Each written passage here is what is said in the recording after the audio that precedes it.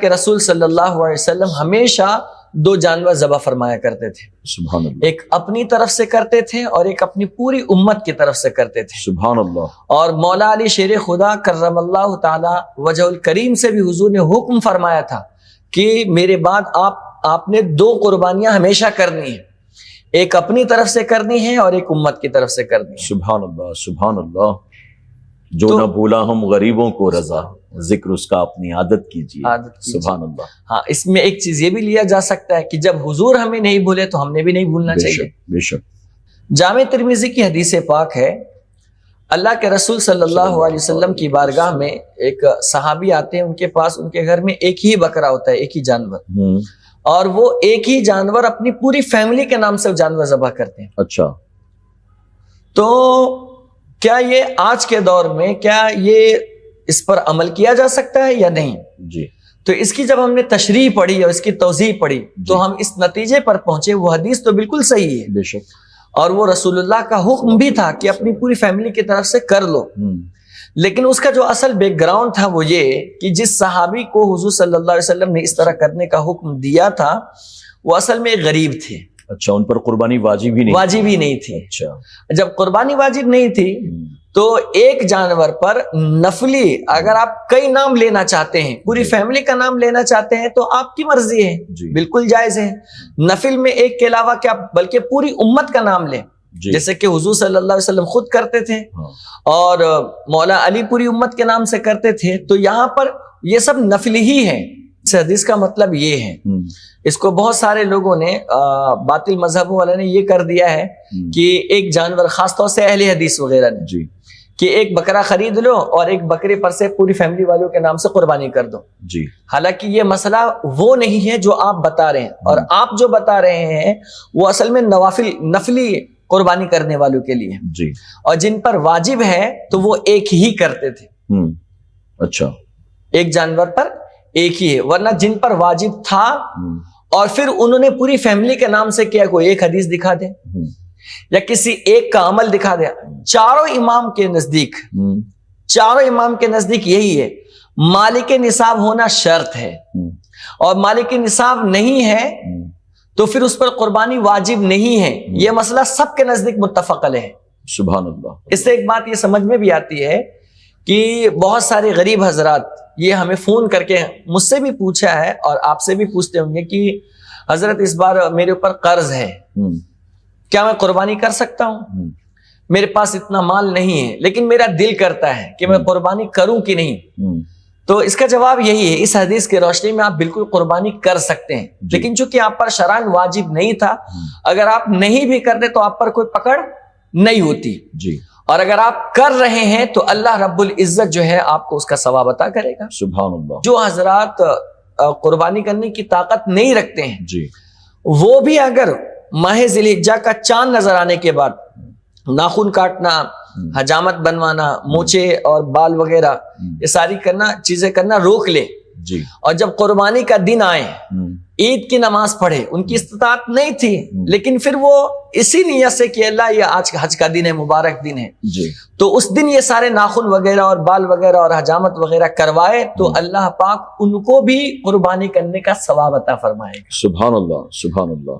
بعض حضرات ایسے بھی ہوتے ہیں جن کو قربانی کرنے کا ارادہ ہوتا ہے لیکن وہ چاند کے ایام میں وہ بھول جاتے ہیں اور ناخن وغیرہ بڑے بڑے ہو جاتے ہیں، تو پھر وہ کیا کریں؟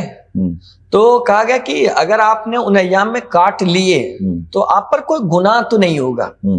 یہ استحبابی مسئلہ ہے، یعنی مستحب ہے، یہ واجب اور فرض نہیں ہے کہ جن پر قربانی ہے تو وہ ناخن کاٹے گا ہی نہیں، یا بال چھلائے گا ہی نہیں، ٹھیک ہے، یا خط بنائے گا ہی نہیں، یا حجامت کروائے گا ہی نہیں. ایسا نہیں ہے. یہ آپ کرو گے تو آپ کو پلس ہے، آپ کے لیے ثواب ہے، اور نہیں کرو گے تو آپ کے لیے کوئی گناہ بھی نہیں ہے. اگر آپ نے ان ایام میں کاٹ بھی لیا تو آپ پر کوئی گناہ نہیں ہوگا. لیکن بہتر یہ ہے کیونکہ یہ میرے نبی کا فرمان ہے. اچھا، اس میں بہت سارے لوگ پھر سوچتے ہیں یار بکرا ہی کروں گا نا تو ہی زیادہ ثواب ہے. اچھا، بڑے جانور پہ ثواب نہیں ہے. حالانکہ حضور صلی اللہ علیہ وسلم سے دونوں ثابت ہے. حضور صلی اللہ علیہ وسلم گائے کی بھی قربانی پیش فرماتے تھے جی، اور دمبے کی بھی قربانی پیش فرماتے تھے. سبحان اللہ.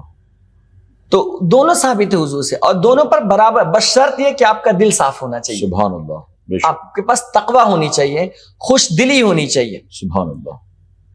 ایسا نہیں ہے کہ بکرا ہے تو بڑے جانور پہ جو ہے نا قربانی کرنے کا ثواب میں کمی ہو جائے. نہیں، ہاں اگر اللہ تعالیٰ نے ہم کو مال دیا ہے، اللہ نے ہم کو دولت دی ہے، اور پھر ہم پیسہ بچانے کی نیت سے جی کہ مجھے بکرا نہ لانا پڑے، زیادہ پیسہ ادھر 30,000 40,000 50,000 آ جاتا ہے اور ادھر تو 1,500-2,000 میں میرا کام ہو جائے گا، جی تو نیت اس کی ختم ہو گئی. جی. اور کیا ہے قرآن پاک میں، لن تنالوا البر حتى تنفقوا مما تحبون، تم ہرگز نیکی کو نہیں پہنچ سکتے جب تک کہ اللہ کے راہ میں وہ خرچ نہ کرو جو تمہیں پسند ہو. سبحان اللہ. سبحان اللہ.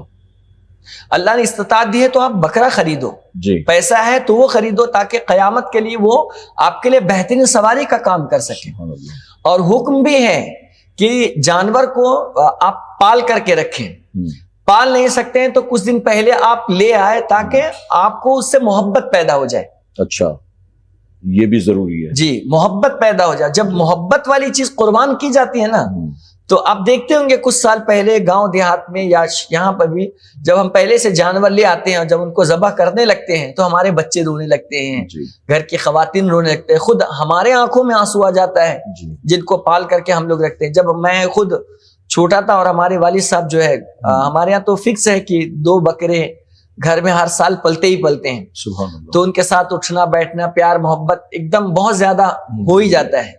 تو جب قربانی کے ایام میں جب ذبح کیا جاتا تھا تو ہم بے تحاشا روتے تھے کہ یہ کیا ہو گیا، ہمارا کھلونا چلا گیا، محبت چلی گئی، ان کے ساتھ اٹھنا بیٹھنا تھا، اور گھر والوں کے بھی آنکھوں میں آنسو آ جاتے تھے. تو یہ چیزیں ایسی ہوتی ہے کہ جب آپ اپنی محبوب چیز اللہ کے راہ میں قربان کرتے ہیں نا تو اس کی بات الگ ہوتی ہے. سبحان اللہ.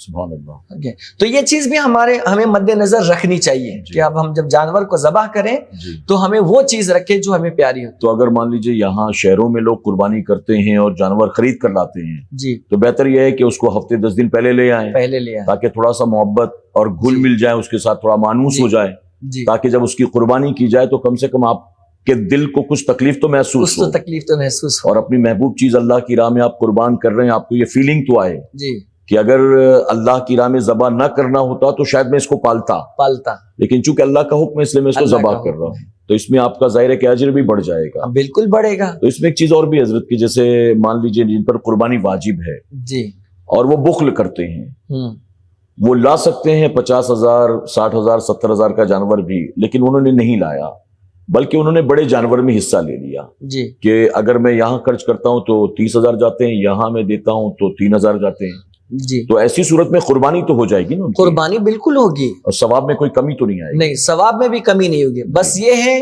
کہ افضل ہوتا ہے. جی بے شک، افضل ہوتا ہے، فضیلت ہوتی ہے. جی، یہ فضیلت ہے، یہاں مقبول ہے، آپ کے ثواب میں کوئی کمی نہیں آئے گی، لیکن جب آپ خوش دلی سے کوئی چیز بڑی چیز کرو گے تو اس پر اجر بھی آپ کا بڑھ جائے گا. جی. اور اس میں ہم کو یہ خیال رکھنا چاہیے، میں اکثر کہتا بھی ہوں کہ جب ہم سال بھر گوشت خرید کر لاتے ہیں کھانے کے لیے، 450 میں مل رہا ہے تو بھی لے لیا، اگر وہی 600 ہو گیا تو بھی لے لیا، اگر وہی 800 روپے ہو گیا تو بھی لے لیا، مارکیٹ میں شارٹیج ہے اور 1100 روپے ہو گئے تو بھی میں نے لے لیا، کیونکہ ہمیں کھانا ہوتا ہے. تو سال بھر جب ہم خریدتے ہیں تو ہم اس میں 50 100 200 روپے ہم نہیں دیکھتے ہیں. تو سال میں ایک مرتبہ جب اللہ کی راہ میں قربان کرنا ہے تو اس میں بھی 1000 2000 5000 نہیں دیکھنا چاہیے. اور یہ اللہ کا فضل و کرم ہے کہ سال بھر بھی آپ نے کھایا ہے، اور یہ جو اللہ کے نام پر لا کر ذبح کریں گے اس کو بھی آپ ہی کھائیں گے. جی بے شک. لیکن سال بھر کے کھانے میں آپ کو کوئی ثواب نہیں ملے گا، اس میں آپ کو اللہ ثواب بھی عطا فرمائے گا. اور وہ بظاہر آپ نے بکرا ذبح کیا ہے لیکن آپ اللہ کی راہ میں وہ اتنا پیسہ پیش کر رہے ہیں. یہ بھی قربانی ہے کہ اللہ نے آپ کو جو حلال مال دیا تھا اللہ کی راہ میں آپ نے جانور کی شکل میں اس مال کو پیش کیا ہے، تو اس پر بھی اللہ آپ کو اجر عطا فرمائے گا. بالکل عطا فرماتا ہے. دوسری چیز یہ کہ قربانی کس دن کرنا افضل ہے، جی یہ بھی ایک عنوان ہے. تو موطا امام مالک کے اندر یہ حدیث پاک ہے، ایام النحر ثلاثۃ، قربانی کے ایام 3 دن ہیں. سبحان اللہ. قربانی کے ایام 3 دن ہیں. اولھا افضلھا، اور ان میں پہلا دن سب سے افضل ہے، سبحان اللہ، یعنی 10 ذی الحجہ کا، 10 ذی الحجہ کو، اس کے بعد دوسرے دن، اس کے بعد تیسرے دن، سبحان اللہ، یہ ترتیب ہے۔ اور ہمارے ہاں یہ اجماعی موقف ہے جی، البتہ امام شافعی رحمۃ اللہ تعالی علیہ کے نزدیک 4 دن ہے، اور لیکن بقیہ ہمارے نزدیک یہی ہے کہ 3 ہی دن قربانی ہے، اور 3 پر ہمارے یہاں تواتر ہے، اچھا 3 دن سے زیادہ قربانی نہیں ہے، اور غیر مقلدین بھی 4 پر بہت زور دیتے ہیں، جی، جبکہ وہ جس حدیث سے استدلال کرتے وہ انتہائی درجے کی ضعیف ہے، انتہائی درجے کی ضعیف ہے، جی، جو استدلال کے لائق ہی نہیں ہے، جی، ان کے نزدیک وہ استدلال کے لائق ہی نہیں ہے، لیکن اس سے دلیل پکڑتے ہیں، اچھا، اور یہاں پر حدیث سے صحیح موجود ہے، اچھا، ابن عمر رضی اللہ عنہ سے مروی ہے ایام النحر ثلاثۃ اولھا افضلھا، قربانی کے ایام 3 دن ہیں، سبحان اللہ، غوث پاک نے بھی یہی فرمایا قربانی کے ایام 3 دن ہیں، کئی صحابہ کرام سے مروی ہے کہ قربانی کے ایام 3 دن ہیں، باضابطہ طور پر مفتی صاحب نے، مفتی نظام الدین صاحب نے ایک کتاب ہی لکھی ہوئی ہے، اچھا، سبحان اللہ، اس کا اگر مطالعہ کیا جائے تو بہت ساری معلومات آپ کو اس میں مل جائے گی۔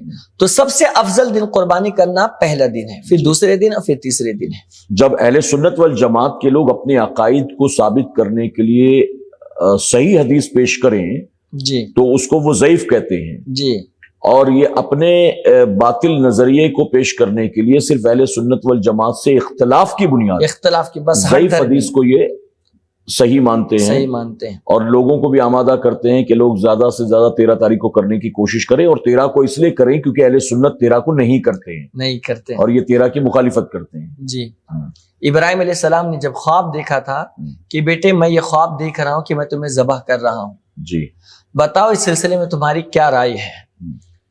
2 دن گزر گئے تو آپ نے جانور، اس خواب کی تعبیر کے بدلے میں آپ نے جانور قربان کر دیا تھا، پھر جب آپ سے رہا نہیں گیا تو آپ سمجھ گئے کہ یہ حکم واقعتاً اولاد کے ہی حق میں ہے، تو اپنے بیٹے کو بلا کر کے پیش کیا اور کہا کہ بیٹے میں نے خواب دیکھا ہے کہ میں تمہیں ذبح کر رہا ہوں، فانظر ماذا ترا، بتاؤ اس سلسلے میں تمہاری کیا رائے ہے؟ سبحان اللہ، اس سلسلے میں تمہاری کیا رائے ہے؟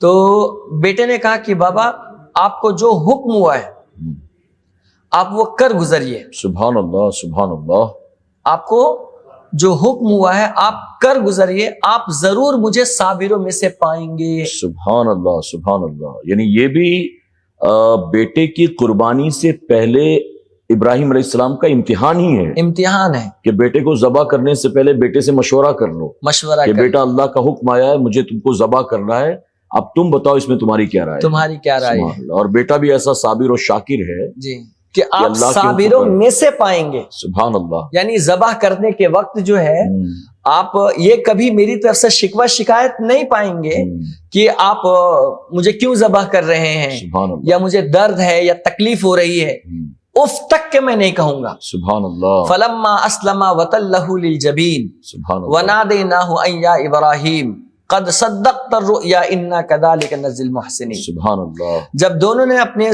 زبین نیاز کو جھکا دیا، یعنی دونوں تابع ہو گئے کہ اب ہاں تیار ہو گئے، سبحان اللہ، تو پھر اللہ کی طرف سے یہ آواز آئی وَنَادَيْنَاهُ أَن يَا ابراہیم، ہم نے ابراہیم کو ندا دی، قد صدقت الرؤیا، کہ اے ابراہیم تم نے خواب کو سچ کر دکھایا، سبحان اللہ، سبحان اِنَّا اللہ، كَذَلِكَ نَجْزِي الْمُحْسِنِينَ، ہم احسان کرنے والوں کا یوں ہی بدلہ دیتے ہیں۔ سبحان اللہ، اور کیا دیا؟ حضرت جبریل علیہ السلام کو بھیجا مینڈا لے کر کے، جب مینڈا لے کر کے آپ آئے، حضرت اسماعیل کو ہٹایا اور جانور جیسے ہی ذبح کی تو حضرت جبریل علیہ السلام نے فوراً کہا اللہ اکبر، اللہ اکبر۔ حضرت ابراہیم علیہ السلام نے جب پٹی ہٹائی تو دیکھا کہ بچے کی جگہ پر مینڈا ذبح ہو گیا، تو کہا لا الہ الا اللہ واللہ اکبر۔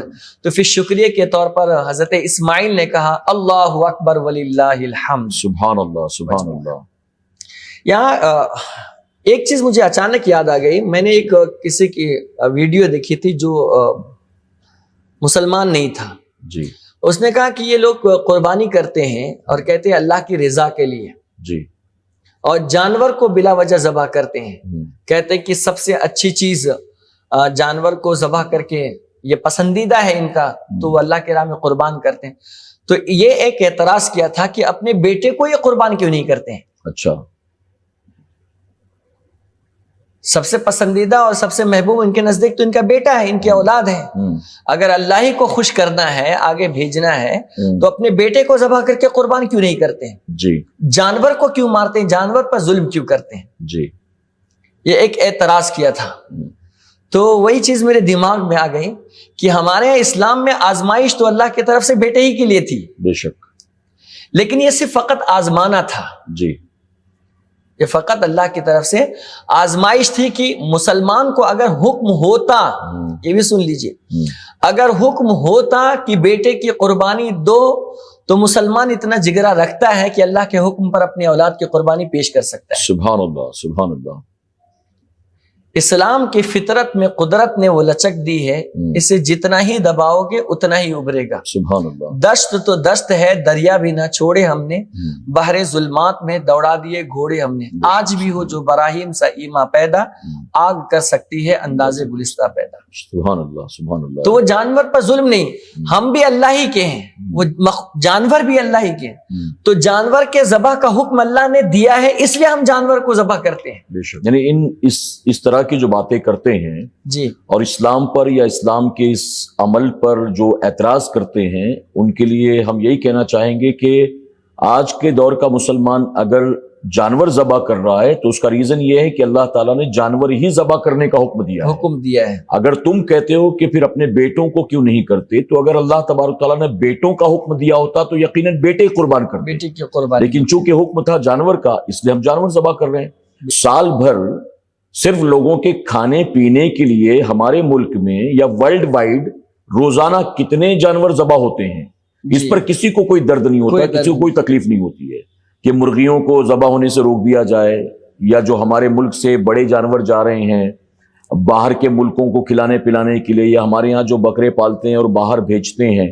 تو یہ جو پورے دنیا میں امپورٹ ایکسپورٹ کا سسٹم چل رہا ہے, سلاٹر ہاؤس بنے ہوئے ہیں, روزانہ مارکیٹ میں باقاعدہ گوشت, مچھلی, مرغی آتی ہے, لوگ کھاتے ہیں, لے جاتے ہیں, پکاتے ہیں, اس پر کسی کو کوئی پرابلم نہیں, کوئی پرابلم نہیں. لیکن سال میں اگر ایک بار ہم مسلمان قربانی کرتے ہیں تو لوگوں کے دل میں پھر جانوروں کے لیے محبت پیدا ہو جاتی ہے. محبت پیدا ہو جاتی ہے. حالانکہ یہ جو محبت کا دکھاوا کرتے ہیں, ان سے اگر پوچھا جائے تو اب تک یہ خود نہ جانے کتنے جانور کھا چکے ہوں گے. بے شک. اور ہمارے اسلام میں تو قربانی اللہ کا حکم ہے.